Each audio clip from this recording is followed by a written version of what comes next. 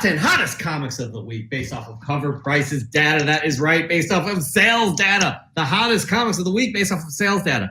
Cover Price releases a top 10 list on Monday. Chris and I dive into that top 10 list on a Friday, but Chris gives his 3 most interesting picks from that list. Now, granted, by saying interesting doesn't mean that, like, these are awesome. They're just interesting, and Chris tells you why they're so interesting. Manny, are you ready for this? Are you ready for the top 10 hottest comics of the week based off of Cover Price to sales data?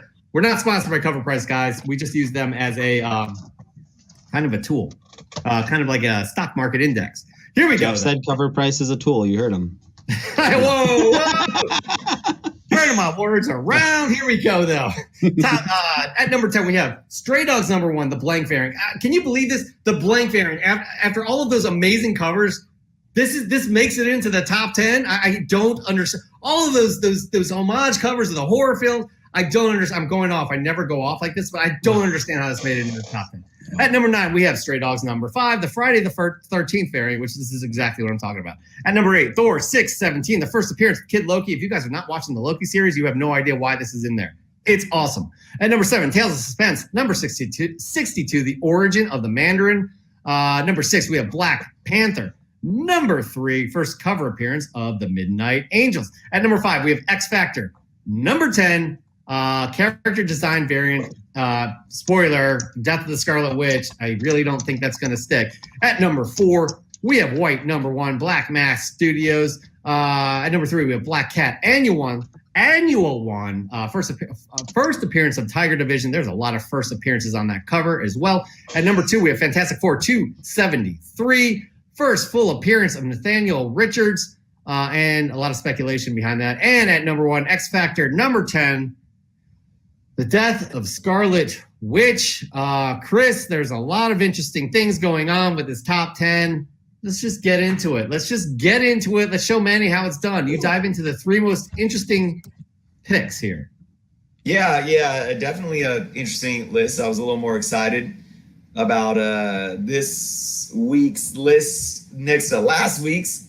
And a really interesting thing happened, I think, for the first time in doing the top 10, and that is that my 3 picks are actually the top 3 on the list.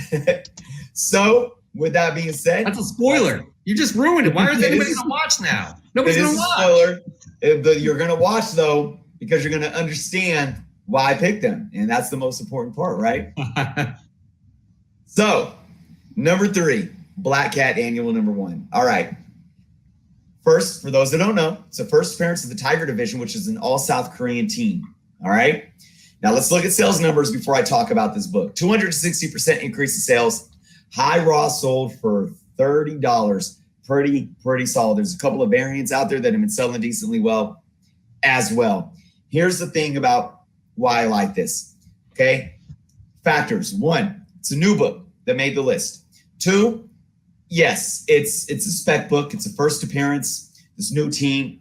But the reason why I like it, and why I picked it, is because it's branching out to the global audience. And Jeff, you and I have talked about this before. I've referenced all the way back to Jim Lee's statement during Fandom of last year, where he talked about DC wanting to do things to expand, to appeal to the other markets, the global market in other nations, where comic books, probably partially due to the success of Marvel Studios and its film properties and so forth. It's not just about different nationalities and ethnicities. It's about having characters that not only look different, but they speak different, talk different, whatever it may be, and that they're actually from different parts of the world, culturally as well. They're different.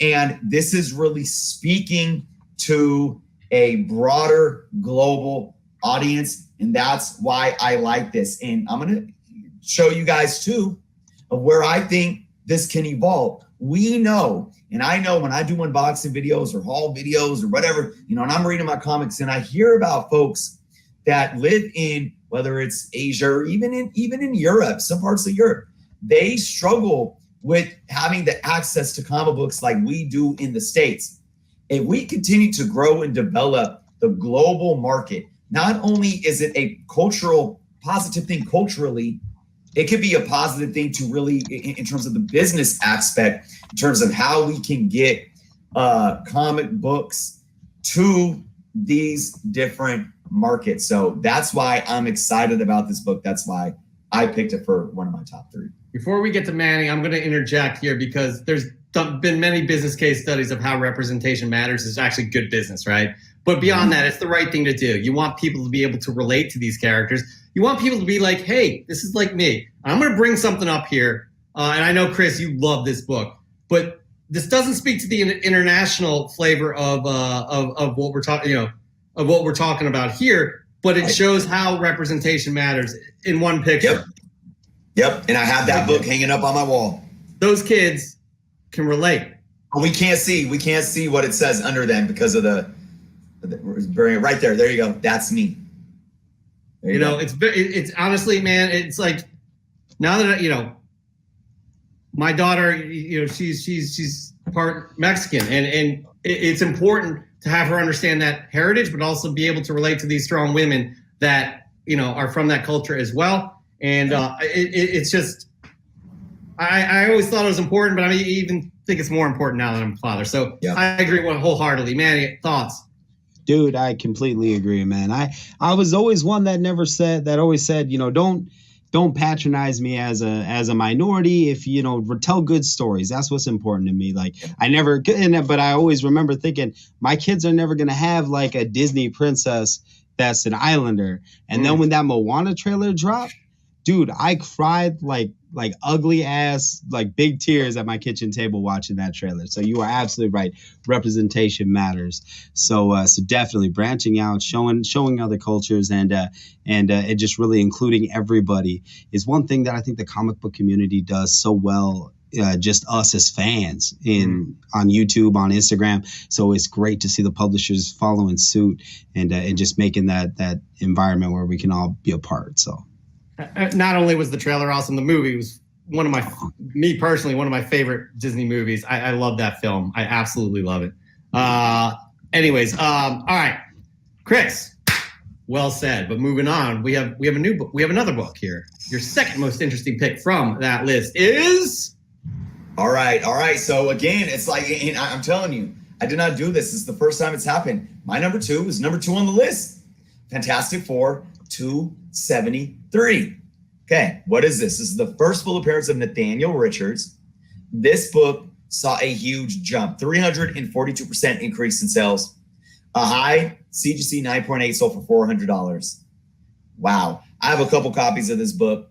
This has always been a standard back issue book you can get for a couple bucks. Not anymore. And I'm always hesitant when I talk about books to even give spoilers about the books because I want people to be able to read. But this book is over 30-something years old. I'm just gonna say it. King. Okay, all things King right now, and that's why this book is hot. But here's again, without giving too much away. This book, in my humble opinion as well, correlates to my Immortus theory as well. And they're all interwoven and interlocked. And I think anything Kang, anything Immortus, I've been talking about it for before even the announcement of Jonathan Majors showing up in the next Ant-Man film. But this book is one. This is one of those books too. I've been tough on. Last week I showed the Thor Annual 18. Remember, I definitely tough on that one. Throwing it around you. I blasphemed and threw it across the room and trashed it. I opened it up. I showed you guys that it's just Loki shape shifting for one panel as a woman, then as a dragon, and back to Loki. It's not a spec book, but people are paying $600 for this book in a CGC 9.8. We talked about the Ghost Rider, Midnight Suns, Ghost Rider 28, and the Midnight Suns. How look, these are cool spec books and all, but nothing's been announced, nothing's been official. You're buying these books based on false statements by careless YouTubers. This here is a book, although we know Kang's coming, all right?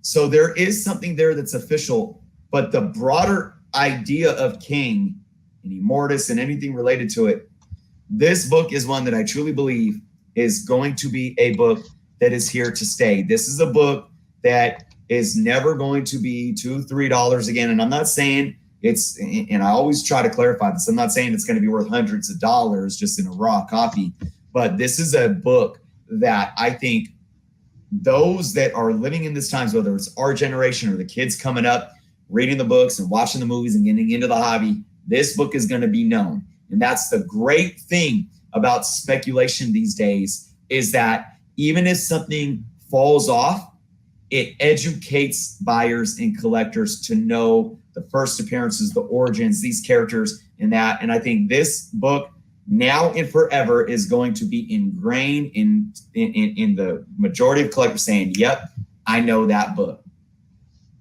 I agree with that 100%. Manny. Dude, I can't say anything more. I mean, you're absolutely right. Absolutely right. I think it's basically what you're saying. It's a doorway into the history. And Kang is a complicated character, like super complicated. They're not going to translate him exactly on screen. And I want to give, I don't give the mainstream audience enough credit, because I didn't think that Into the Spider-Verse would do well because of the multiverse and all that stuff, but it did great. Kang is hard. I think it's really difficult because there's different versions of him. But again, it's these things that, these books that pop up, like, hey, this is how you'll understand some of this stuff. So I agree with you wholeheartedly.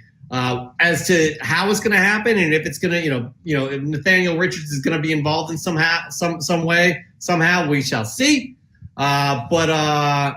Anyways, it's definitely a fascinating book to watch. And yeah, it's not going to be in a dollar bin much longer. Yeah, 9.8, 400, man. So insane. We'll see All what's right. going on next week with that one. Your third most interesting pick of the week is. All right. I said it. My number one was the number one on the list. The variant made the list as well. I think at like 7 or something. X Factor number 10. Now, here's the thing. Oh, I love that cover too. Look at that. I read Death of X, and because I'm a huge X-Men fan. Grew up watching the animated series. My brother and his friends got me into X-Men, and I always read X-Men. I've read like all the Claremont run. I've read X Factor Volume 1, X-Force. I have been turned off from X-Men as of late simply because I can't follow it. I can't figure it out. So I tried. It's just, I don't know. But look, I picked this book because of other reasons outside of reading them myself. This is the death of Scarlet Witch, quote unquote. But this book had such a huge jump because it increased 563%. That is huge. A high raw is already going for $45. But the reason why I picked this again isn't because I'm reading the story or I know anything about it. Really, I don't. But the one thing that I do know about it is that it's the love triangle, or circle of how the MCU and Marvel Studios and what they're doing with these characters is bringing the love for these characters back into the comics, and people are jumping at the comics. And it always goes back to what I say about the people that are like, oh, people that watch the movies don't even read the comic books, and this divisive rhetoric, and that I encourage people to open their minds on and realize that it's bigger than that. People that watch the films don't need to read the comic books to love the movies, but once they love the movies, so many of them want to know more and dive back into the comic books. And that's the beauty of this thing. And I'm telling you right now, this is my assumption, this is my stance, but I'm going to stand firm and make the stance right now. The reason why this book is so hot is simply because of Marvel Studios, WandaVision, and what's her name? Elizabeth Olsen, doing what she's done to this character to make her so popular that we want to be invested in this character when we see her in the comic books. I absolutely think that's a huge factor into why the storyline is even happening, for one, and why people are so willing to, grab it up. Manny, I'll let you go first. I have some thoughts.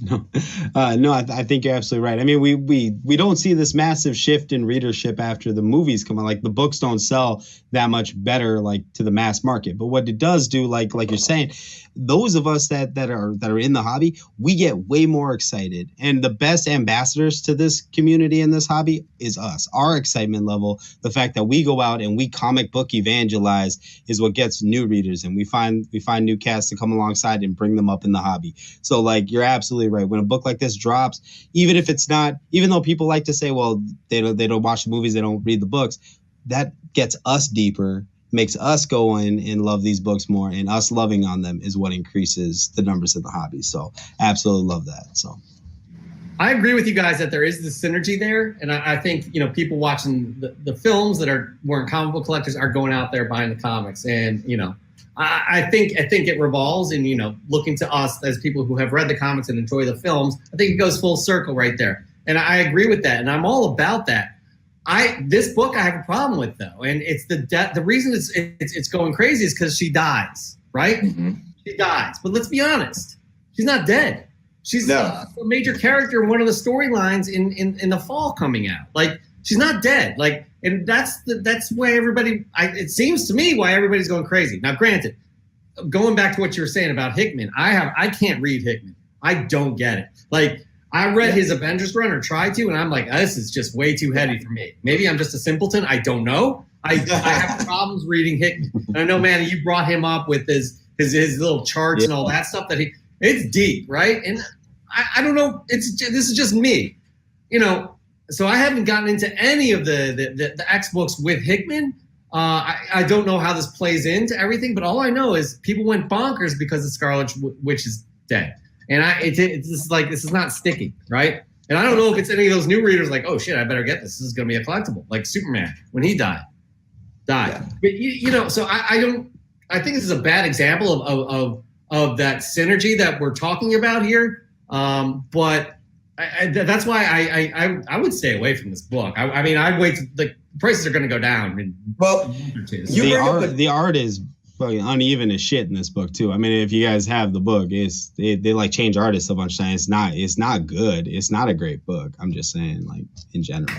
I mean, I'm going to put you on the spot. Do you like Hickman? Do you like reading Hickman? I like Hickman's world building. My favorite X title right now is Way of X, because that's a character story. Hickman's great at building up the world, right? Krakoa, what's happening with the resurrection protocols. All of that is cool, but that's all world building. I'm a character guy. Mm-hmm. So, like, when I look at Way of X, that's a character study. That's my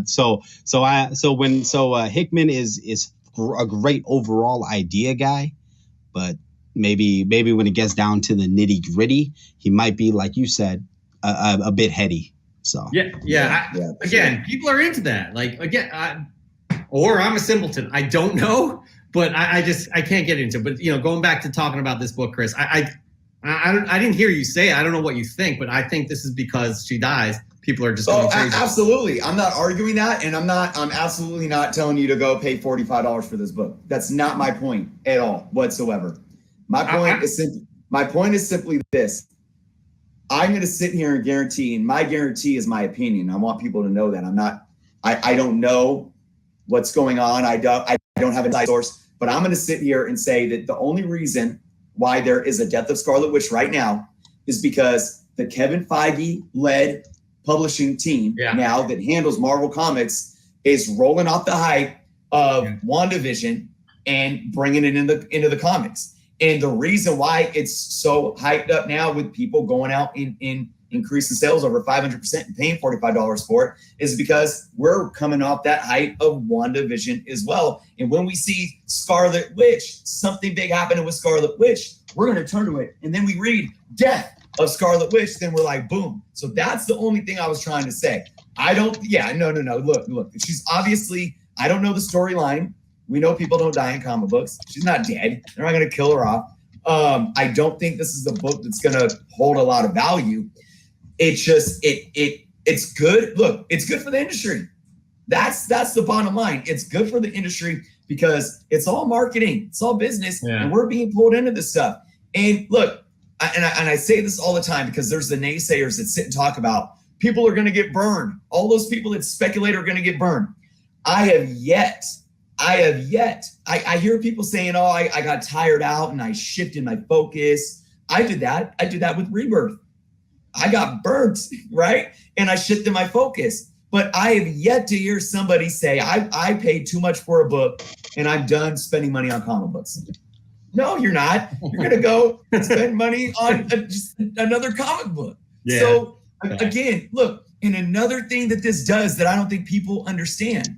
Okay, I know the $45 raw is on the secondary market, but even the increase in sales that we talk about from Cover Prices data is from the secondary market. We're not monitoring retail primary market sales. We're not.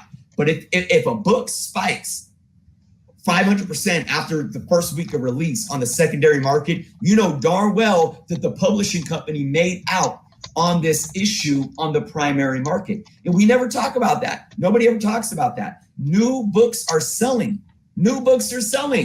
Because if they're buying them for $45 on the secondary market, that means they're going to their LCS and they're not finding them for $3.99 or $4.99 anymore.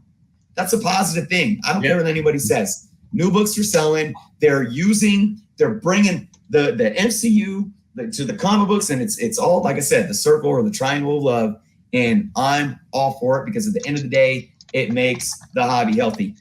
But my recommendation for folks, don't pay $45, pay $9.99 a month for your, actually you can pay $5 when you buy the year. It's only $5 a month when you pay for the yearly subscription to Marvel Unlimited. Wait, 2 months? And then you can read it for free on Marvel Unlimited on your iPad or something. No, I agree. And something that does get lost is Feige is the head of the publishing arm as well. So again, there's more connection here. They're going to hype this character up, get more kind of publicity towards this character, knowing that she's going to be huge in the MCU because she's going to be in Multiverse of Madness, probably going to be in Spider-Man somehow, probably an end credit scene or what have you. So, anyways, okay. But right there, we'll end it because that ends our top 10 hottest comics of the week. We will have a brand new list next week, and Chris will pick his 3 most interesting picks from that list.